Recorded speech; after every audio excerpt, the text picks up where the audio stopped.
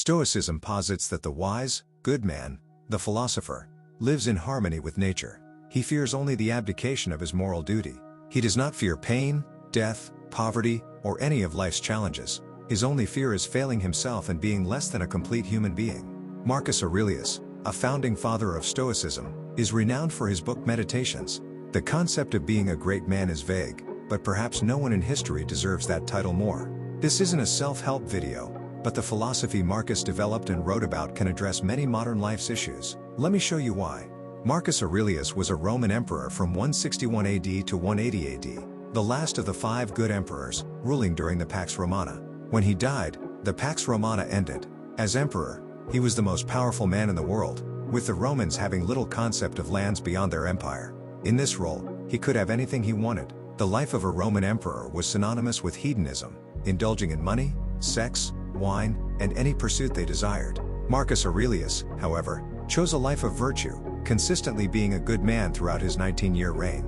Being good doesn't necessarily make one great, but imagine resisting endless temptations for nearly 20 years. Could you consistently overcome such temptations, knowing there would be no consequences? Marcus Aurelius did, and his best moments were when no one was watching. Meditations is not really a book but Marcus's personal journal, divided into 12 parts and about 150 pages long. It was never intended for publication, making it a revealing look at his character. Despite its off-the-cuff nature, Meditations is one of the most powerful and poignant books ever written. Reading it yourself is best, but here are some key ideas worth examining. Marcus Aurelius believed in living according to nature, referring to the natural order of the universe. Trees grow to their full potential not for praise but because that's their nature. Similarly, humans should fulfill their potential, not for accolades but because it's their duty. This is the pinnacle of human achievement, and unfulfilled potential is the darkest place one can sink to. You can't control what happens, but you can control your reaction. A great person weathers the storm and lives up to their fullest potential. As emperor, Marcus dealt with many people and believed that evil or bad people are part of the universe. Expecting otherwise is unrealistic. He believed in kindness and that people do wrong out of ignorance. You can't always teach them, so you must tolerate them. Marcus reminded himself that he had faults too and shouldn't judge others. Often, you won't understand others' actions, so don't judge. Marcus believed we are all born to help each other, like trees grow fruit for animals. The only true failure is to neglect this responsibility. Adversity is part of life, and you can only control your response.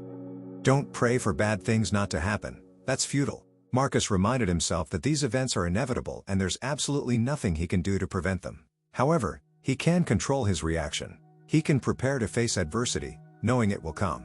When it does, he shouldn't feel sad or sorry for himself. Instead, he should feel fortunate to have the tools and spirit to endure. Marcus tells himself to face these challenges bravely and emerge stronger. What seems bad is merely an opportunity to persist and rise above. When adversity strikes, don't complain, act and endure. If something truly unbearable happens, don't disgrace yourself. All men die, but not all die complaining. Marcus Aurelius was wealthy but didn't see this as inherently problematic. Unlike some philosophers, he didn't vilify material possessions but was cautious about his relationship with them. He could have had anything, money, houses, art, wine, but chose not to. Instead, he advised himself not to dream of physical things, as they are meaningless and don't fulfill one's potential. Reflect on and value what you have, but don't become despondent if they disappear. They don't matter. They don't make you more virtuous or kind.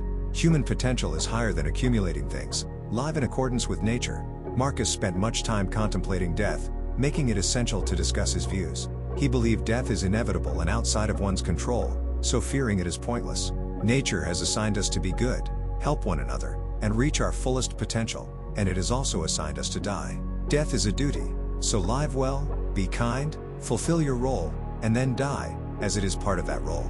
Marcus Aurelius, along with others, was a forebearer of Stoicism. The Stoics believed in many things, including logic, ethics, and physics, but a core distinction was between pleasure and happiness. Money, fame, and success provide fleeting pleasure, but true happiness is a state of being that comes from within. It doesn't come from being an emperor or from worldly things. To achieve happiness, live a life of virtue, continually better yourself, and reach your potential. The only true failure, pain, or sadness is not achieving your potential, as being great is your duty and nature. Imagine standing up to limitless temptations and choosing virtue, not out of desire for recognition, but purely for being good. This is impressive. If you were in his shoes, with total freedom from consequences, would you remain virtuous? I doubt I could.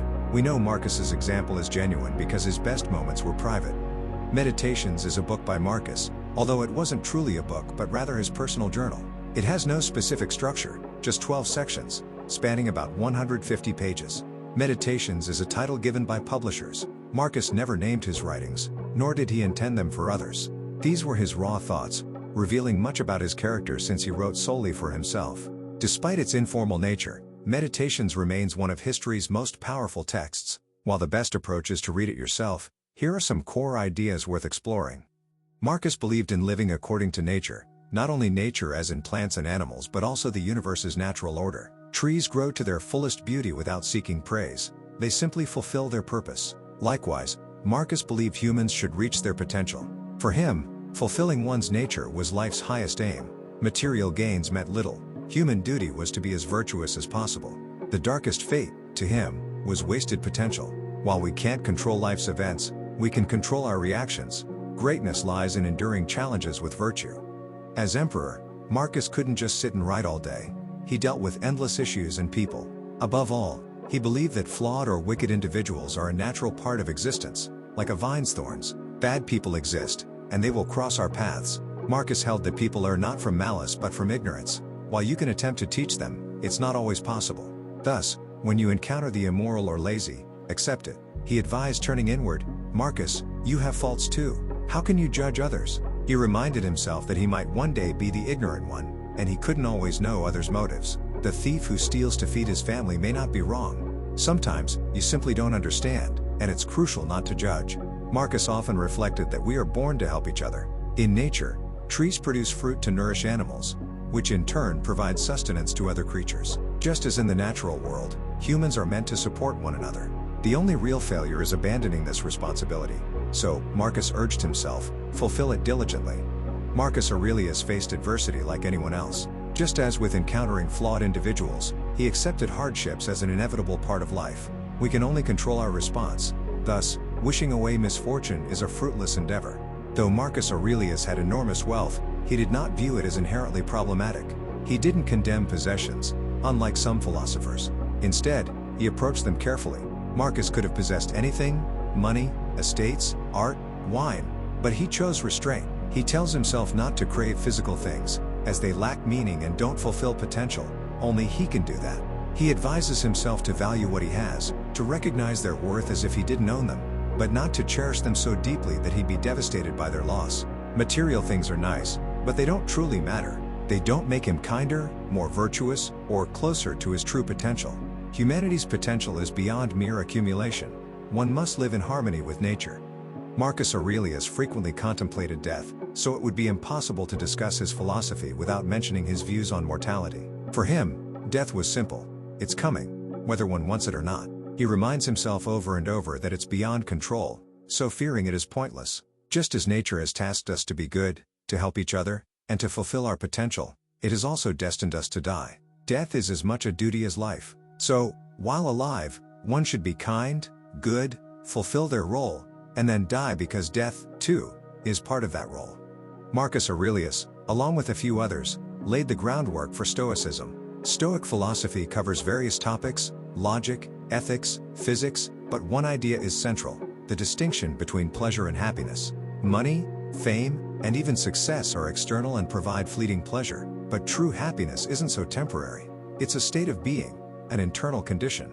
Happiness didn't come from being emperor for Marcus. It didn't come from anything external. To achieve happiness, the Stoics taught that one must live a virtuous life, continuously striving to be their best. The only real failure, true sorrow, and genuine regret comes from not fulfilling one's potential. Greatness is not just a goal but a duty, embedded in one's nature.